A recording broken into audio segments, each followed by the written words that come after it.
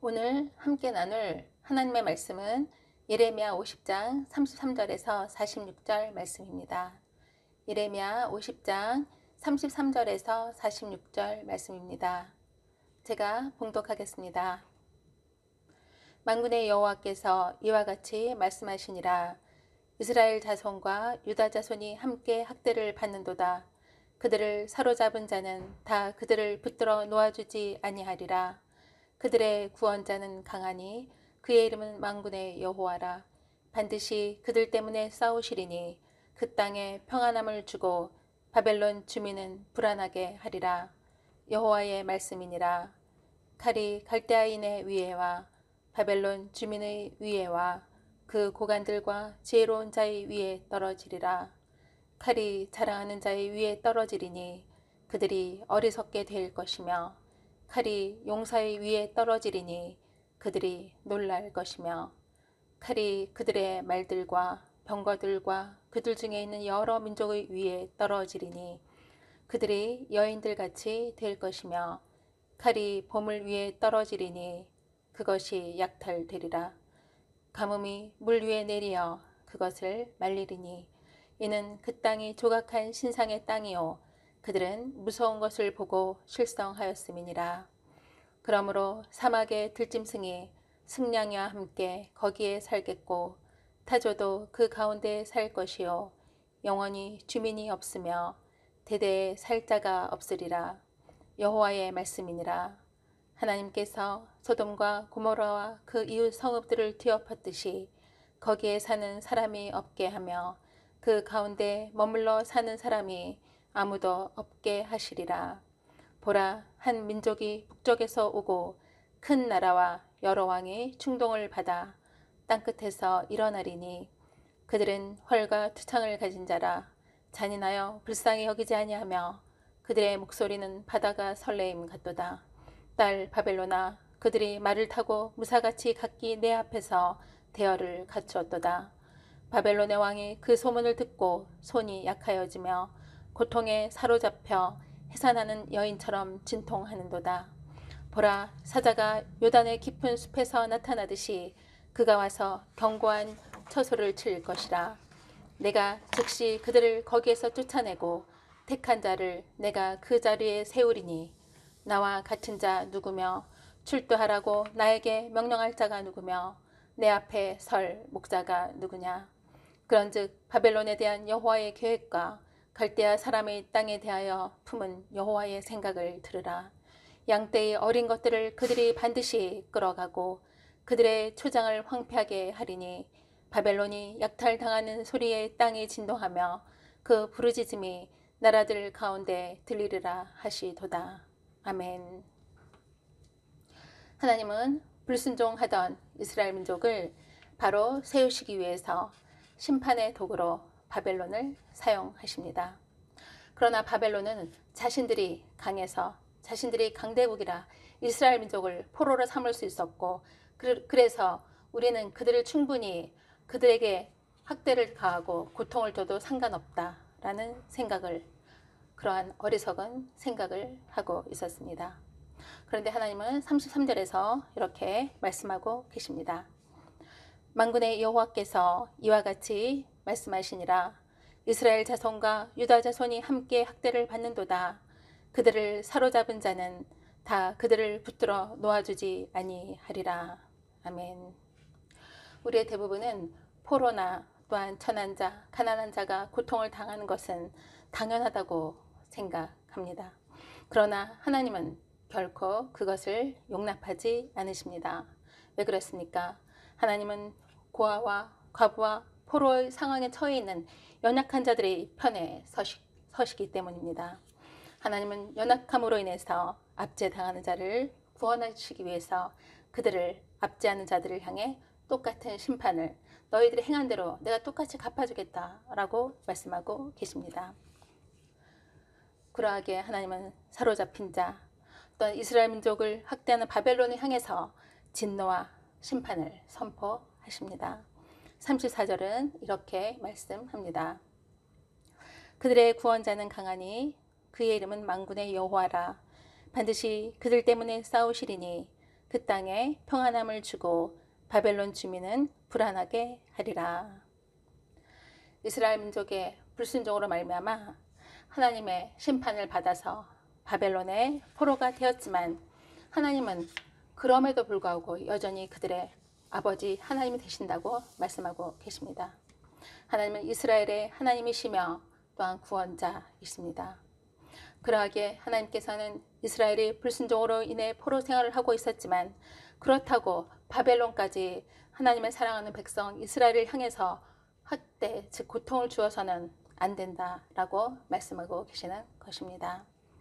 하나님은 지금도 사랑하는 백성, 사랑하는 자녀들을 위해서 쉼없이 일하고 계십니다. 우리의 연약함으로 인해서 또한 불순종으로 인해서 고난 가운데 있을지라도 우리의 삶을 돌이켜서 하나님의 얼굴을 구한다면 하나님은 언제나 그러셨듯이 우리를 보호해 주실 것입니다. 늘 임마누엘의 축복으로 함께해 주실 것입니다. 또한 우리의 삶을 평안한 길로 또한 회복의 길로 인도해 주실 것입니다. 저를 비롯해서 사랑하는 성도님들께서도 이러한 하나님의 사랑을 경험한 분들이 아닙니까? 그러하게 저희들을 인도하시고 또 강권하시는 하나님의 사랑을 결코 우리는 잊을 수가 없는 것입니다. 하나님의 심판 앞에서는 또한 바벨론이 자랑하던 그 어떤 것도 무용지물이 된다라고 말씀합니다. 35절에서 38절은 이렇게 말씀합니다. 여호와의 말씀이니라. 칼이 갈대아인의 위에와 바벨론 주민의 위에와 그 고관들과 지혜로운 자의 위에 떨어지리라.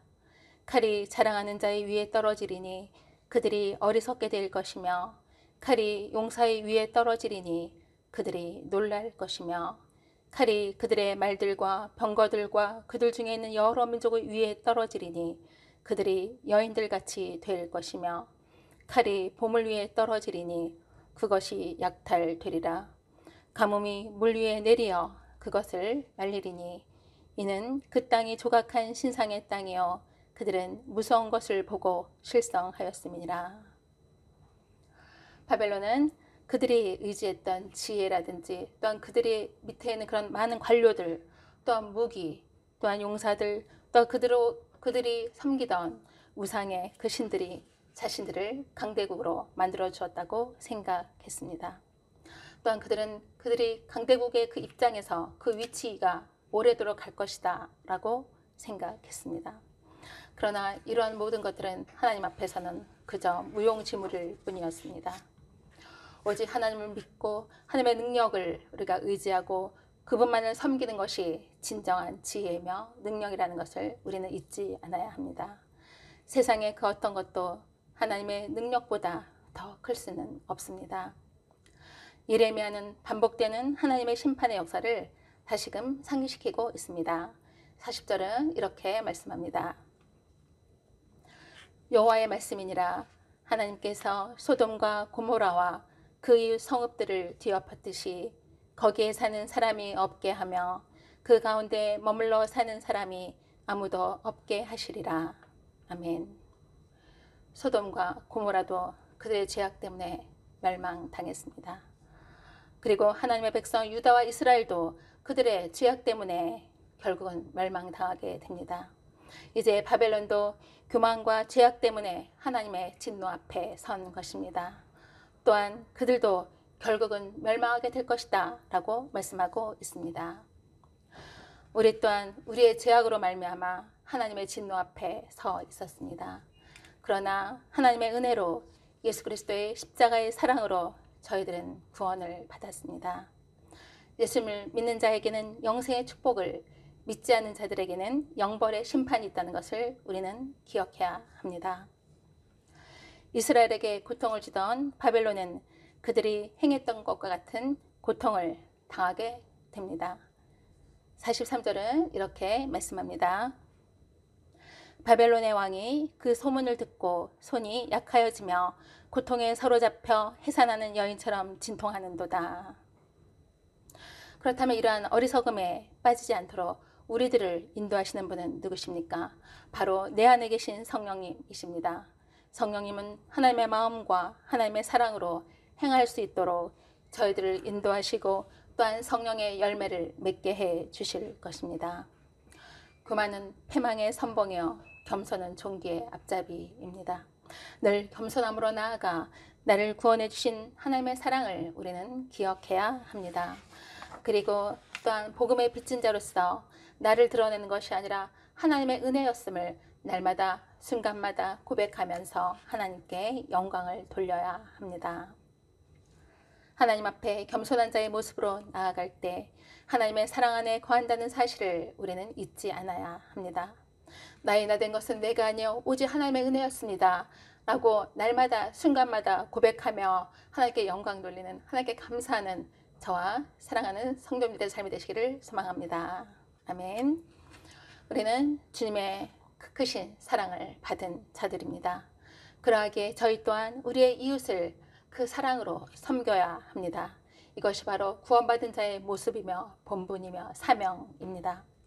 성도는 죄로부터 자신을 지켜서 거룩함에 이를 뿐만이 아니라 우리들이 받은 그 사랑을 이웃도 느끼고 또 하나님의 그 십자가의 복음을 이웃에게 전해서 그들로 하여금 죄에서 돌이켜 회개함으로 하나님의 구원의 은혜 안에 이르도록 이끌어 주어야 합니다. 우리의 연약함으로 인해서 우리가 지금 재앙 가운데 혹시 거하고 있습니까? 그런데 그 재앙은 결코 우연이 아니라 하나님의 섭리가 있다는 것을 기억해야 합니다. 하나님은 사랑하는 자를 징계하십니다. 하나님은 그 징계를 통해서 하나님의 백성으로 하여금 더욱더 온전한 모습으로 하나님이 기뻐하시는 모습으로 세우시고자 하는 잠깐의 고난의 과정이라는 것을 우리는 기억해야 합니다. 그러하기에 성도는 재앙 속에서 영적인 긴장함을 다시금 되찾아야 합니다.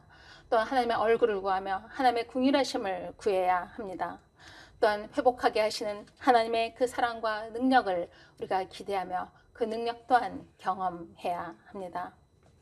그리고 또한 복음을 전함으로 영원한 재앙으로부터 영혼들을 구원하는 사명을 충성되이 감당해야 합니다. 이것이 바로 빛과 소금의 사명을 감당하는 것이며 그리스도의 향기를 드러내는 삶인 것입니다. 오늘도 이와 같은 삶으로 나아가 세상을 아름답게 가꾸어 나아가는 저와 사랑하는 성도님들의 삶이 되시기를 소망합니다. 아멘. 기도하시겠습니다. 할렐루야. 존귀와 영광을 받으시기에 합당하신 하나님 아버지, 그 크신 은혜와 사랑에 늘 감사드립니다. 약한 자를 들어 강한 자를 부끄럽게 하시고 하나님의 능력의 손으로 붙들어 주시니 감사합니다. 복음의 빚진 자로서 우리가 받은 사랑을 이웃에게 흘려보내게 하여 주시옵소서. 늘 하나님 앞에서 의의 도구로 쓰임받기를 원합니다. 주님의 사랑을 받은 저희들이 이웃에게 그 사랑을 전하는 축복의 통로가 되게 하여 주시옵소서. 이것이 빛과 소금의 사명을 감당하는 것이며 그리스도의 향기를 드러내는 삶임을 기억하며 믿음과 소망과 사랑으로 세상을 아름답게 가꾸어 나아가는 저와 사랑하는 성도님들의 삶이 되게 하여 주시옵소서. 예수 그리스도의 이름으로 감사하며 기도드려옵나이다. 아멘.